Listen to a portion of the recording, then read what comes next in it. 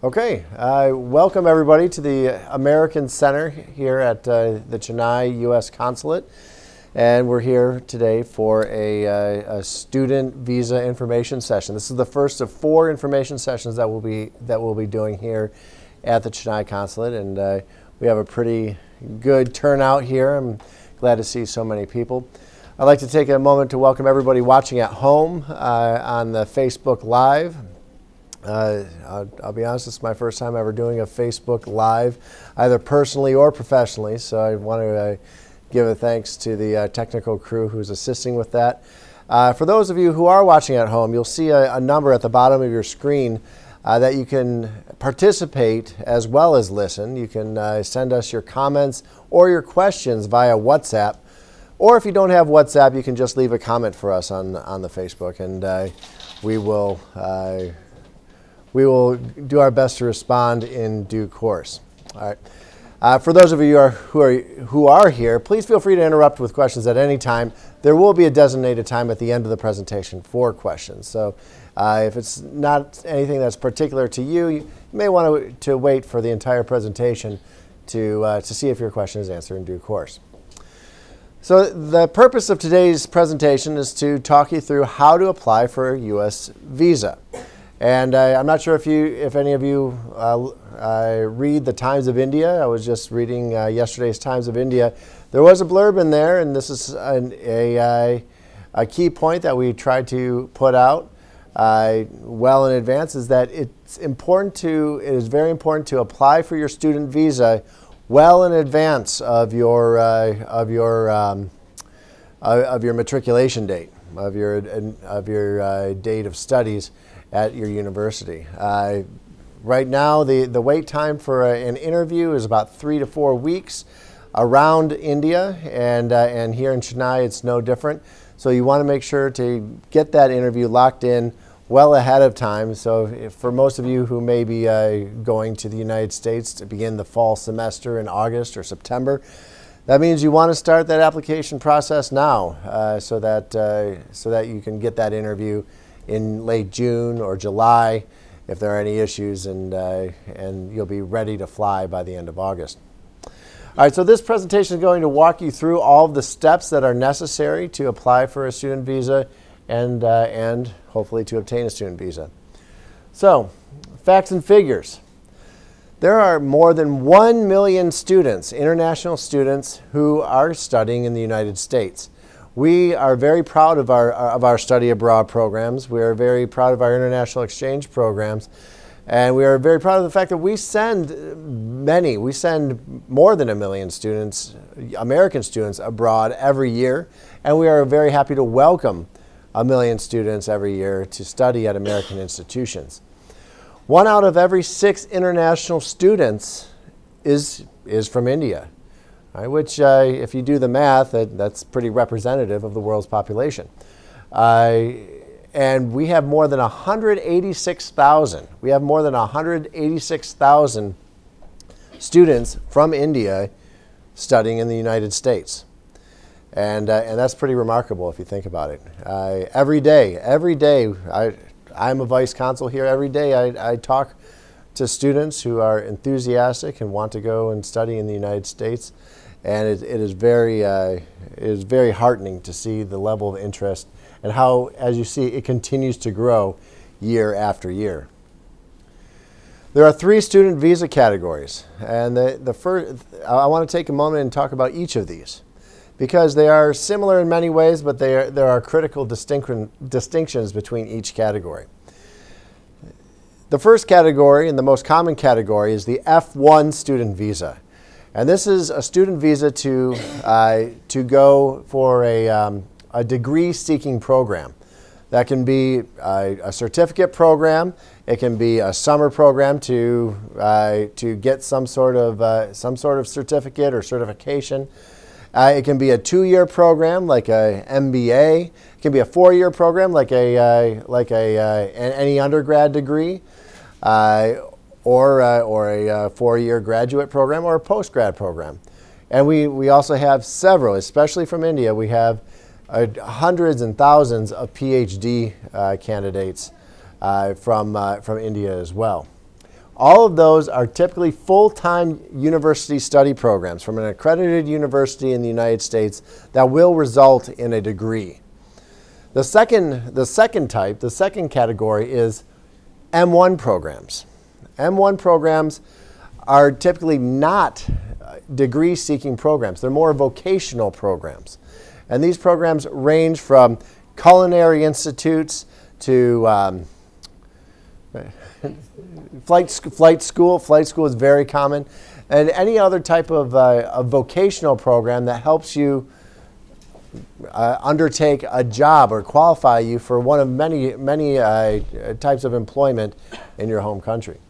And then finally, the J1 program is a program that's run and administered by the Department of State that is an exchange program, an international exchange program for any number of types of programs. Some are research programs, scholar programs, trainee programs, internship programs, all of which are geared toward exposing and educating students from around the world to American institutions. And we'll talk a little bit more about each of these as we go through this presentation. So the first step toward getting a student visa is becoming a student, right? So you need to apply and be accepted at a U.S. university. And there are hundreds of accredited universities that accept foreign students. In fact, that number is growing. The number of students who are accepted foreign students who are accepted at U.S. Universities keeps on growing year after year. One of our great resources here is Education USA. Their office is right over here in the corner. And if you would like guidance in what university might be right for you, please take a moment and talk to our representatives from Education USA. The amount of resources that we have here is very significant. And I want to be clear here. There are university programs for students of all levels, of all levels of academic prowess. We have some of the best universities in the world, like Harvard and Yale and other universities that I couldn't get into when I was 18 years old. And then we have universities that are more accessible. We have some of the best public universities in the world. And then we have a wide array of university programs for students of all levels.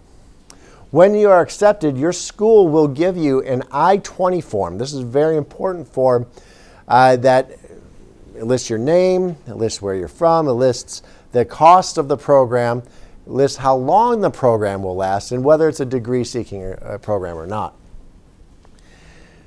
The F1 visa is specific to the university. All right, so I have nieces and nephews who are in their teens right now back in the United States, and the common thing is very common back in the United States to apply to 5 or 10 universities. And you can certainly do that. You can certainly do the same. Nobody's stopping you, but it's important for you to understand that your F1 is specific to the university that you gain acceptance to. All right, so if you gain acceptance to multiple universities, you have to decide on one before you apply for your visa. All right, so or you can apply. You can get several F1s, but that may increase the cost for you later on down the line.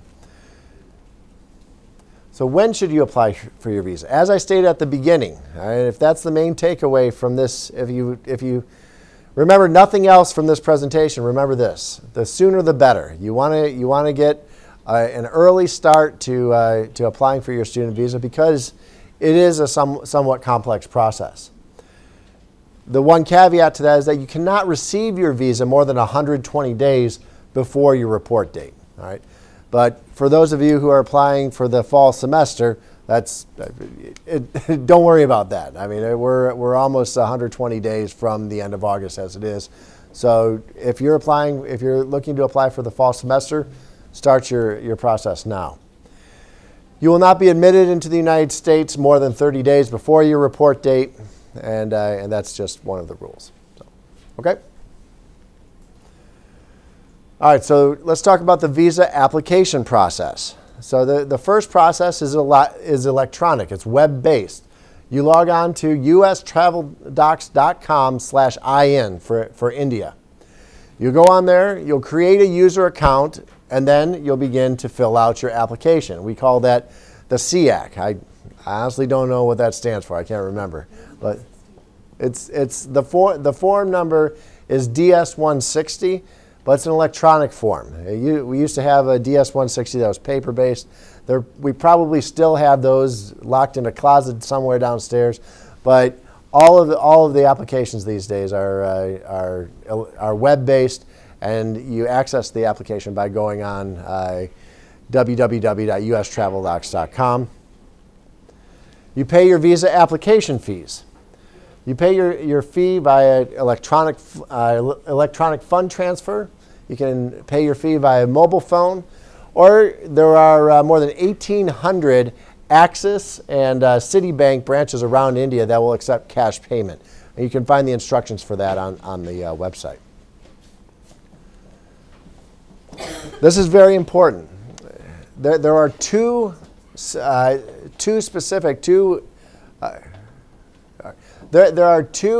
distinct application appointments that you must schedule. All right. The first is for biometrics. The first is to submit your photograph and for your fingerprints at the Visa Application Center. And for those of you who are in Chennai, the Visa Application Center is just down the road in Nungabakkam. And then the second appointment that you must register for is for an interview here, a visa interview here at the consulate. Many people register their appointments to go to the VAC one day and come here the next day, but that's up to you. You'll be able to go on the website and you'll find open application slots. Next, and this is very important, you want to pay your SEVIS fee. All right, this is a fee that is not directly related to your visa application. This is a fee for processing your student visa status form, and it's administered by the universities. It's administered by the overseas office at your university. You visit fmjfee.com. You enter your SEVIS number that is assigned to you by your university. You'll be able to find that on your F1 form once it's completed and provided to you by your university. You pay the fee and print the receipt. So I want to emphasize that last part. I want you to print your receipt, bring it with you to the interview. 99 times out of 100, we won't ask you for that receipt because when you pay your SEVIS fee, it auto-populates in our system and we're able to check right away on our computers there, SEVIS fee paid, good to go. But it does happen that the system has a glitch or hasn't updated, and so that's why you want to have that receipt with you, and then we'll ask you for your SEVIS receipt. All right, the next step, once you've made your appointments, visit the Visa Application Center on your date, on your appointment date. So you want to, you'll schedule an appointment for to take your biometrics, your fingerprints, and your photo. And you want to arrive at the Visa Application Center no more than 15 minutes ahead of your appointment. We have a just-in-time system, hashtag just-in-time. If it's not on here, I'm sure it'll be on a later slide. What we don't want is a huge line outside of the Visa Application Center or here at the consulate. Our system is intended and is designed so that you show up, you don't spend a lot of time out here in the very high heat that we have here in Chennai. You go in, you get done what you need to get done, and then you go away. You go on your way.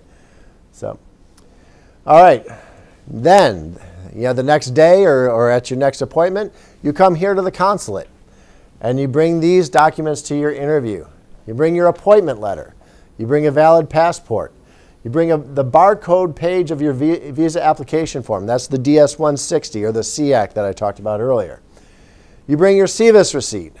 And then you bring either your I-20, which is a big form that says F1 or M1 on it. Can't miss it. for your F1s and M1s. Or if you are applying for a J1 visa, you bring your DS 2019 form, which has all of the details for your exchange program on it. You need to bring all of these with you because the visa officer very likely will ask you for each of them. He or she definitely will ask you for your passport, and will almost always ask you for your I-20 and DS 2019. Yes? Sorry, I thought that the DS-160 was supposed to be an online form. Yes. Yes. How am I supposed to bring that? That is a good question. So you want to have a printout of that with you. You'll be able to print that out from the online form, and just have that with you as a backup. I mean, and because the way that it works when you come to the interview, I'll be able to see the electronic form on the computer. But if I ask you questions about something that's on the form, you're not going to be able to see what I see on the computer. So if you want to have that for reference, and then just as kind of a backup, if maybe the power goes out here, which happens from time to time. But the primary is for your reference at the interview. Thank you for that question. All right, so on the day of the interview, you arrive, again, hashtag just on time. You will not be allowed in early. You will not be allowed in significantly late. So you want to arrive just on time for your interview. There's no facility here at the consulate to store bags or cell phones or anything like that. Don't bring any prohibited items with you. So plan accordingly. And again, like I said, there are no electronic items allowed inside, no mobile phones, no backpacks. All right.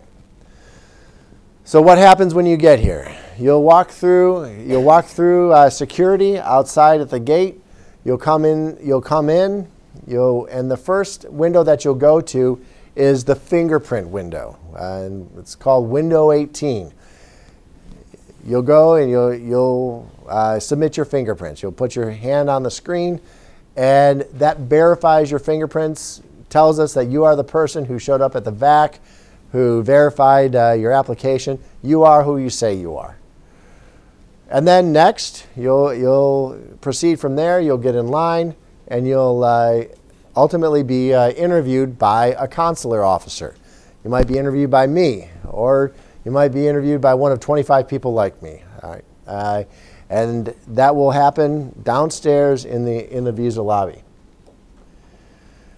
Let's talk about the interview. All right. The interview will be brief. It will be brief. Typically, these interviews last only 2 or 3 minutes. And I'll tell you, the shorter the better. All right. So if you have a short interview, that's a good sign. If it's a longer interview, well, there are more questions that we need to ask. That's why it becomes a longer interview. Officer might not look at your documents. Again, many of the documents auto-populate on our screen. We're able to verify everything without asking you for your documents. And then we will ask you personal questions. We'll ask you a big question for people who, for F1 and F1, M1, J1 applicants is, how are you going to finance your education? All right. What is your income? What is your parents' income? And there may be some other personal questions as well. Let me tell you, we are not asking you these questions because we have an inherent curiosity about your private lives. We're not asking you these questions because we want to make you uncomfortable. We ask you these questions because we need to know the information so that we can make an informed decision on your application. And so that's why. All right. And again, it will only last about 2 or 3 minutes on average for each interview. The primary question that's in the back of our mind that is spurring all of these other questions is, are you a credible student?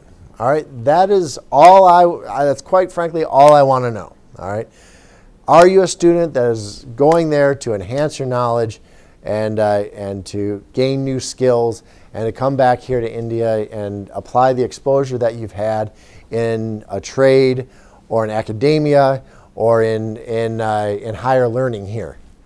All right, we want to know that your primary purpose for travel is to study. And we want to know, of course, that you have, as I said, a plan to pay for your studies. So what next? What happens next? Well, at the end of the interview, you'll be approved, hopefully. All right. You could be denied, denied 214B, and I'll talk about what that means in a moment. Or in many cases, for F1s, M1s, and J1s, you'll be denied for administrative processing under 221G. All right, let me take a moment. I mean, everybody knows what approved means. If you're approved, you celebrate and you make plans for your flights. That's a good point to dovetail into. Please don't make your flight arrangements before your interview. All right, we advise everybody of that on our website because, again, the interview is not a sure deal.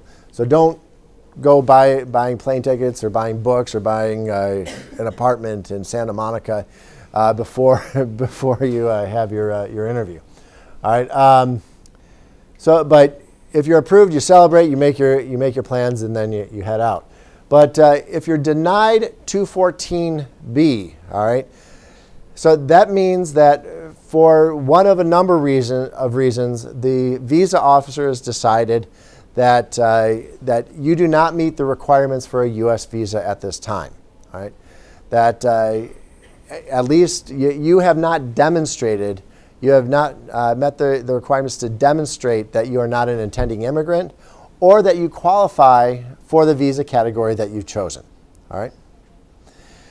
A 214B denial is final. There is no appeal of that. However, you are welcome to apply again. If you are unfortunately denied 214B and you're walking away from the window saying that guy just got it wrong, he didn't ask me the right question, or I didn't get to tell him X, Y, or Z, it's possible. It is possible that person made the wrong decision. All right. So we allow you to apply again. We allow you to go through this process again and again as many times as you wish. All right. So, but as for that application, a 214B denial is final. Yes? Is there a time limit between? That is a great question. The question is there a time limit or a cooling off period or a break that you need to take? The answer to that question is no. No. If you are denied 214B, you can apply again that very night and go through this whole process again. You'd have to set an interview probably about a month into the future, but there is no time limit. Thank you for that question. All right, and then the final the final category is 221G. All right, a denial for administrative processing, and this happens very commonly for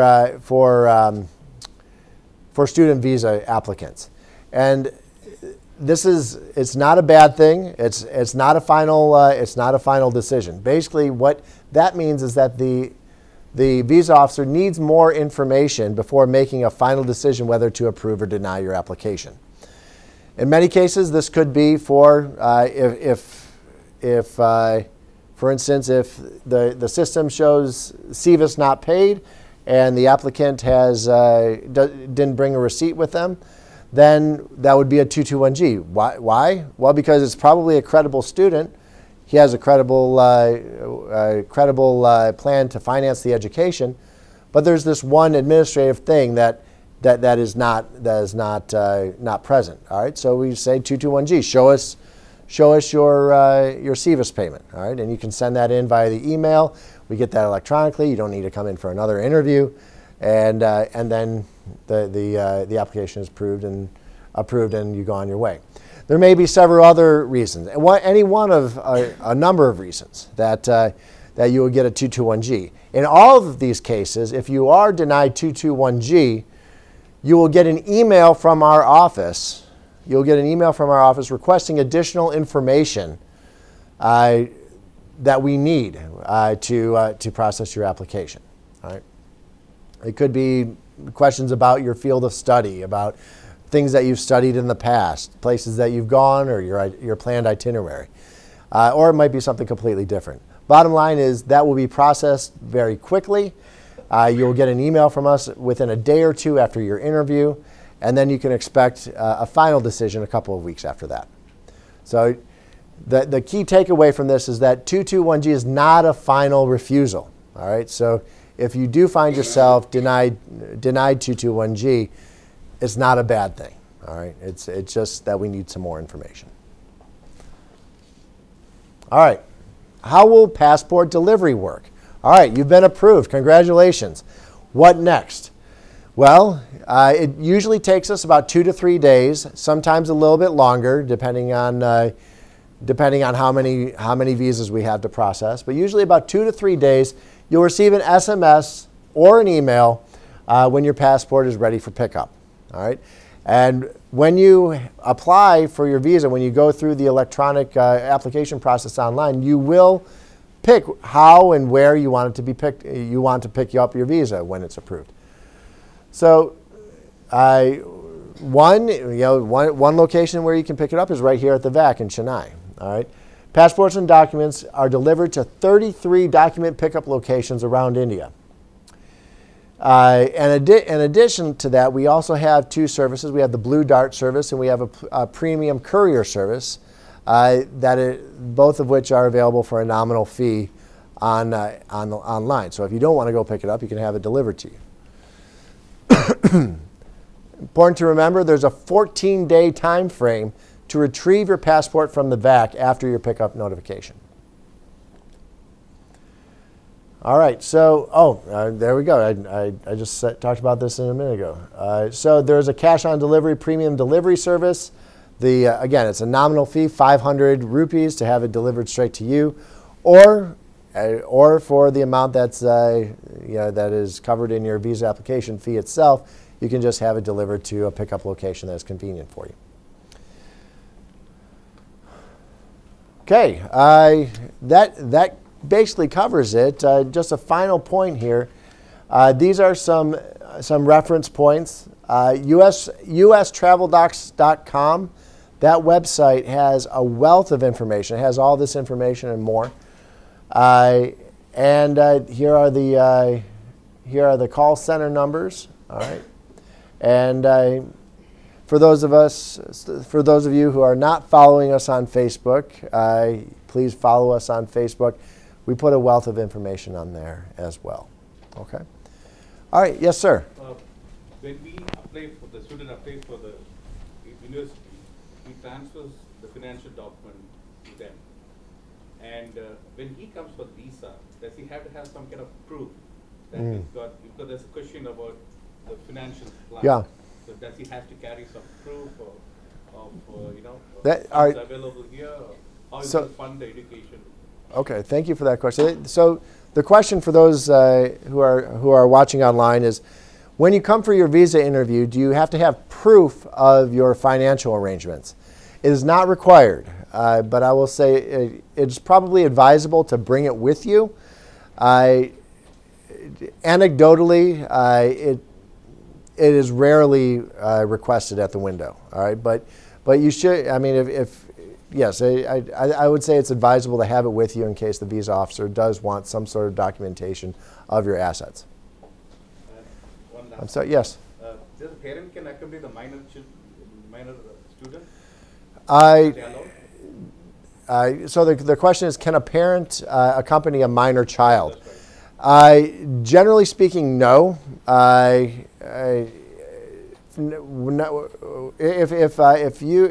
If the applicant is over 14, we expect to be able to talk to that applicant by himself. However, there may be instances where the parent is allowed in and requested for the interview.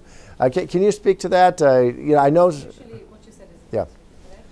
I'm not sure if there might be some options if in case a child is disabled or something. Yes. Maybe there might be some special cases like that, but otherwise, as he said, about 14. For a moment, they'll come on their own and have the interview. Yes. Thank you. Yes. Thank you for that. Thank you for those questions. So, yes, ma'am. With regard to the financial documents, if the student has a full assistantship that covers both tuition and living expenses, what should you plan? Okay, so the question is, if the student has a full assistantship or a scholarship or a stipend at your university, what can be done, or whether that. Need a financial aid. Do you still need to show financial So let me answer that a little bit more abstractly. As I stated during the presentation, the important takeaway is that we want to know, do you have a credible plan for paying for it? All right. So I mean, as I mentioned a moment ago, having proof of your financial credentials is not required, but it may be advisable. All right. If that is how you're planning to pay for your education, you know, whether your father is paying for it or some extended family is paying for it, or whether you're taking out a loan for it, you may want to have some documents to substantiate that. If you, on the other hand, are receiving a full assistantship or a scholarship, you may just want to bring a scholarship letter from the university, just substantiating that. Again, anecdotally, I don't believe officers usually ask for that, but I have asked for it on occasion, and I know others have as well. While having the scholarship itself, I should still have a backup fund option. Well, you will still need to travel. You will need some funding for settling down expenses. Yeah. So it's good to show some amount of personal fund availability. Yes. So on the F1 and on the F1 and M1 and J1 form, there is a part that is filled out by the university that shows the entire cost of attendance, not just tuition, books, fees, room and board, living expenses. All right, and that is usually a pretty substantial number. And so many students, both in the United States and abroad, take loans for that. Many students, both in the United States and abroad, have family help for that. And all those circumstances are credible. And it's just a matter of having a plan and being able to communicate that plan to the officer during the interview. Is holding a B1, B2 visa prior to applying for a student visa put my application at the stake, or an extra additional background check? Okay, so the question is, does holding a B1, B2 visa prior to an F1 student visa, does that subject your application to any special processing or handling? And the answer is no. There are two discrete processes. We have F1 applicants all the time who have a B1, prior B1, and vice versa. So the programs are different. They are evaluated on different merits at the interview. And so somebody who is a B1 holder, a B1, B2 holder, may not necessarily be qualified for an F1, and then and vice versa. But to answer your question, no, they're adjudicated independently. So, like, will they cancel my B1, B2 visa and provide me with an F1 visa? No. There are two different programs. Thank you for that question. This is again related to funding. I have a estimated average cost for first year mentioned by my college, that is $56,000. I have a loan approval for $52,000, and then I have a scholarship of $15,000. So it's total up to be $66,000. Do I still need to show some extra funding? Proof for any extra? Okay, I don't want to say anything specific about your particular case. All right, because I don't know all the facts and circumstances, and I won't have the same. I don't want to bind the visa officer who does evaluate your case. Generally speaking, again, as long as you have a credible plan to finance your education, that will be satisfactory for the visa officer. That doesn't mean necessarily that's a completely green light. There is that other question that we talked about: are you a credible student? All right, and does everything make sense? All right, but yes, I mean, as long as you have a credible plan to finance your education, that requirement should be met. The reason I asked this question is because I came across many blogs where people mention, generally the Indian student, you should have at least 1.5 times the amount it's shown in your I-20. That's a notion. Okay, I will address that. I mean, I think that's sound financial advice. Definitely sound financial advice. Especially, I mean, the American economy is quite a bit more expensive in many ways, in many respects, than the cost of living here.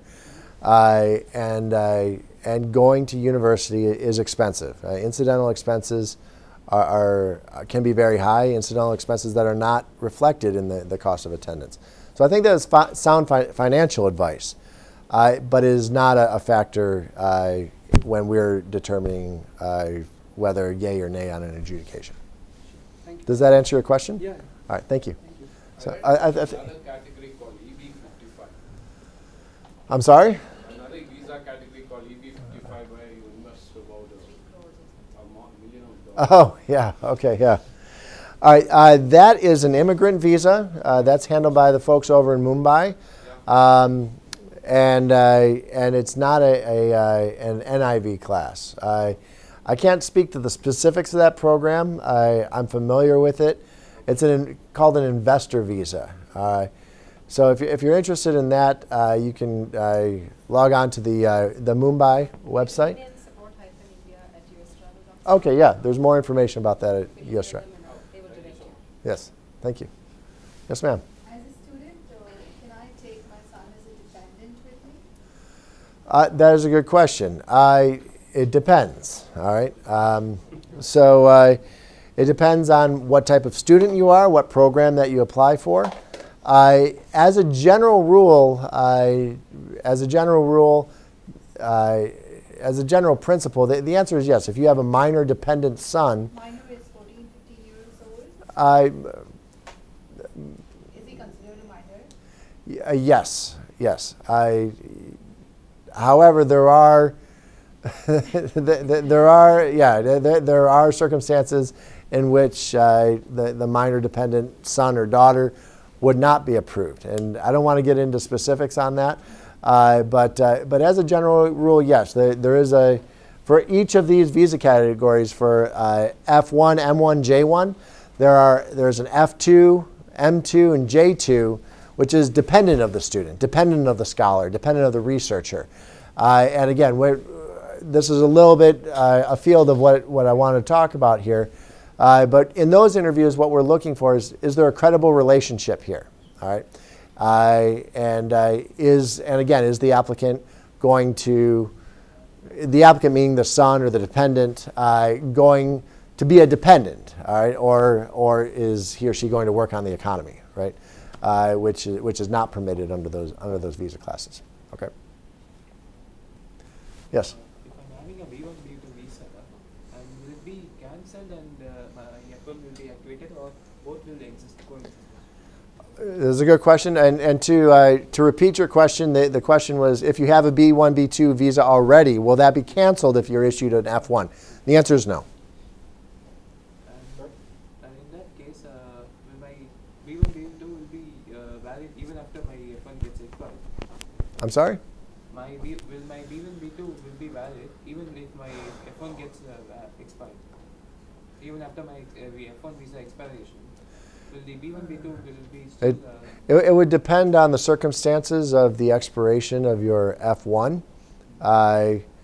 But as I stated earlier, the two visa classes are independent of each other, and the adjudications are independent of each other. Just to add a point, that if you are continuing as a student, you have to continue on an F1 student visa. Yes. You will not be studying on a B1, B2 visa unless it's a short program or something. Yes. Certificate program. Yep. So be cautious about that. Okay.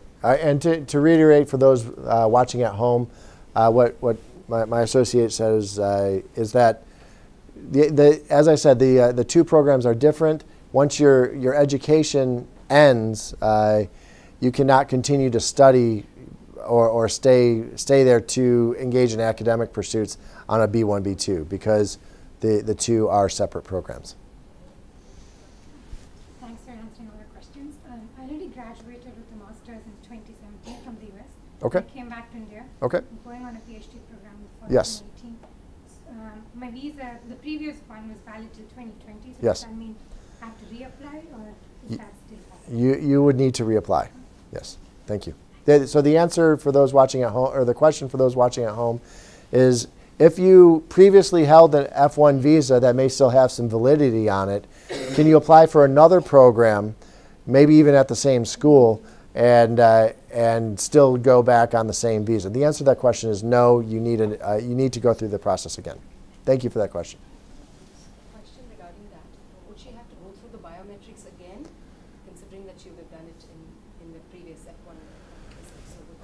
We do have a Dropbox program. I don't know the actual answer to that question. Just any way I can find out. Support like Yes, you can. call center numbers. Yeah. So, yeah. I'm Last sorry. question from me. So Okay. how long does it take to get the visa after you get the F1, I-20 for the university?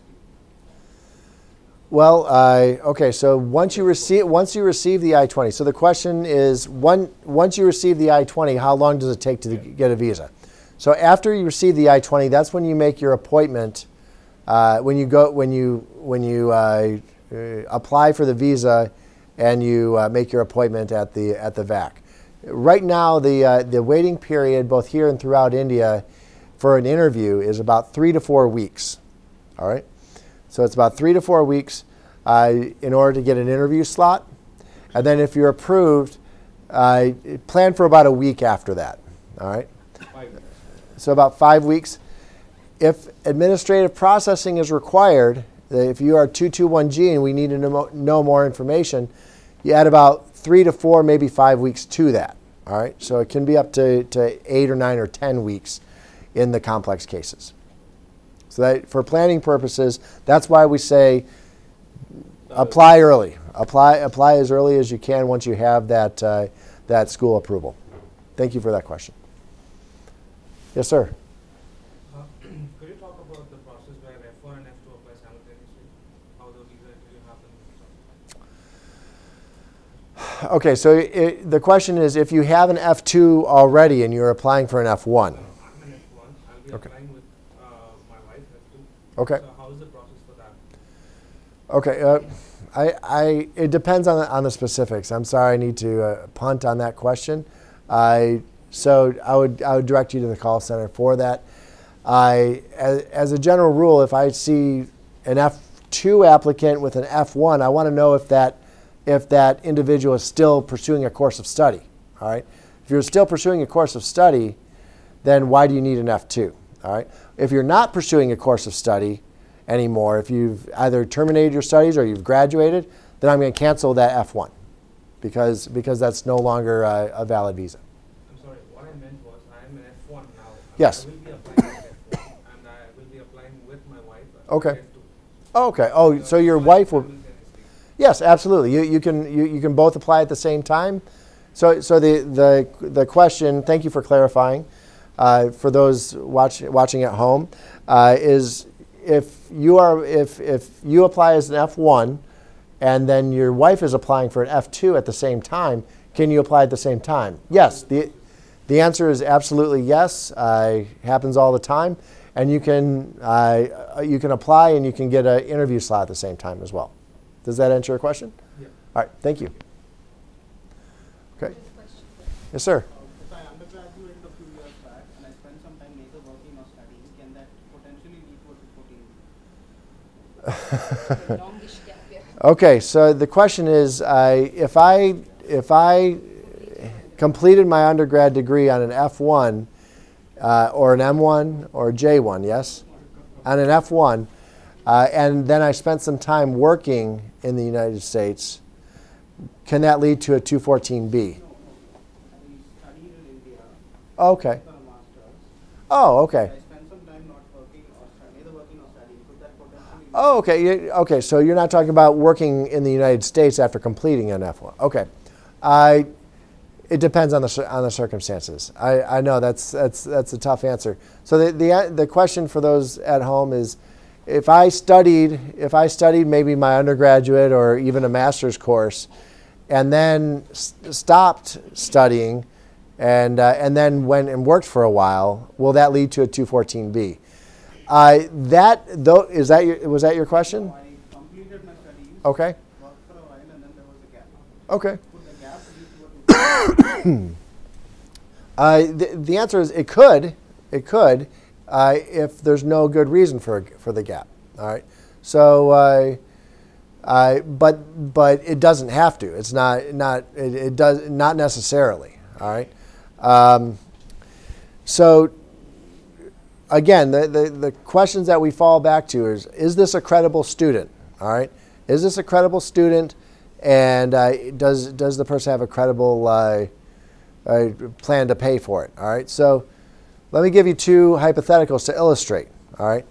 If you have a student that has a master's in engineering or computer science and went and worked in that field for a year or two, and then had a family emergency and had to care for their mother or a loved one for a couple years and take time off work, and then that situation resolves and now wants to study in the United States to go back and gain competency in electrical engineering, then yeah, that makes sense. It makes total sense. All right.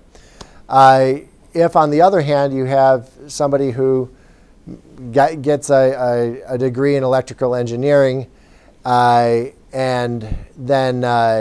then works for a while in electrical engineering, there's a long gap that's not explained, and then wants to go to the United States and get another degree in a different field, well, that doesn't make a whole lot of sense to me facially, right, on its face, but I'm still going to give you the chance to explain that. All right, and then if it makes sense, then no, it doesn't have to lead to a 214B. All right, so does that answer your question? All right, thank you. Yes, sir. Just to clarify, the service number. Yes. That is on the I-20? It is on the I-20, yes. All right, so is the service number on the I-20? The answer is yes. Yeah, I have two questions. One is about I-20. Can Yes. we have multiple I-20 applied and use it for the F1 application? We need to go with multiple I-20 forms, or we have to make up our mind before we go for the visa entry? Okay, so the question is, if you have multiple I-20s, do you have to make up your mind before going for the visa? The visa is tied to the I-20. All right, so you don't necessarily need to make up your mind, but if you have 3 different appointments with 3 different I-20s, that's going to cost you a little bit more money for application fees. And then also, each subsequent time, if you are approved 3 times, the second time you come, the visa officer is going to cancel the first one. And then the third time, the visa officer is going to cancel the second one. So you're welcome to change your mind. You're welcome to have multiple applications. We're happy to collect more application fees. But it probably makes more sense from your end to decide before you apply. Second question is, while we apply for I-20 itself, we should have all the financial backing should be shown, or? I'm sorry, say again? All our financial backing need to be shown for getting even the I-20? Yes. All right. You need to submit proof of finances to the university. Only then they will send you the I-20. And this should basically, you need to show the university that you have enough funds to pay for the first year of education. Oh, only for first year? First not year for of whole- education, that will include tuition, books and supplies, health insurance, living expenses. Oh, only for the first year? For the first year. The entire cost, all inclusive, you should show that you have that much money available for the first year of education. Thank you. Thank you. Yes, sir. Once if my visa is approved, and let's say like my suggested university is at one place, and what if I can go to my friend house in another port, and Sure. I get down there, and if there is any immigration problem will happen over there? I'm sorry, can you say? If my college is in Texas, for example. Okay. If I get down in Virginia for a while. Okay. and Can you stay over- transfer? Yeah. Oh, can you visit family? Then go Or join friends, and then go join the Generally speaking, yes. Some incidental travel is permitted on an F1. Again, the purpose of an F1, though, or an M1 or J1, is to participate in the educational or exchange program. It's not for tourism. So, but yes, some incidental travel is expected. One question. During the visa interview, the financial document should be shown for 2 years. I'm sorry? The financial document should cover their 2 years of study. So the question is, during the visa interview, should financial documents be shown for at least 2 years, or for 2 years of study? 2 years of study. Okay. Okay. So for the F1 program, we need to know that you. That's a very good question. So it depends on the visa class. All right. So for the F1 program, we need to be satisfied that you have a credible a credible plan to pay for at least the first year of study. All right. Again, many other facts factor into our determination, but that is a requirement. The applicant must show sufficient funds to pay for at least the first year of study. For the M1 visa program, the applicant must, the visa officer must be satisfied that the applicant has a plan to pay for the entire program of study. So whether that's 2 weeks, 6 weeks, a year, or 5 years. All right. So that's a distinction between the programs. For the J1 programs, there are several J1 programs, and they all have different rules, and so I'm not able to get into each one. All right. Does that answer your question? All right. Thank you, ma'am.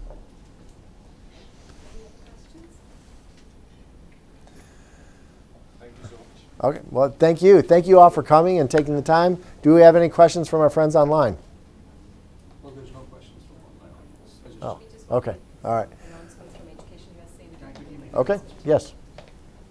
So thank you once again for attending the session from our American Center or from wherever you are watching us virtually. And before we wrap up the session, thank you again, Vice Consul Dave Roberts, for taking your time to have presented the session on applying for student visa. For those who have missed our session today, we are going to be doing another similar session on Thursday, May 17th. And again, subsequently, we're going to be doing another student visa session on Thursday, June 21st. And for those who are getting ready to go to the US after the visas, we will also be doing a pre-departure orientation session that is going to be happening on Friday, July 6th.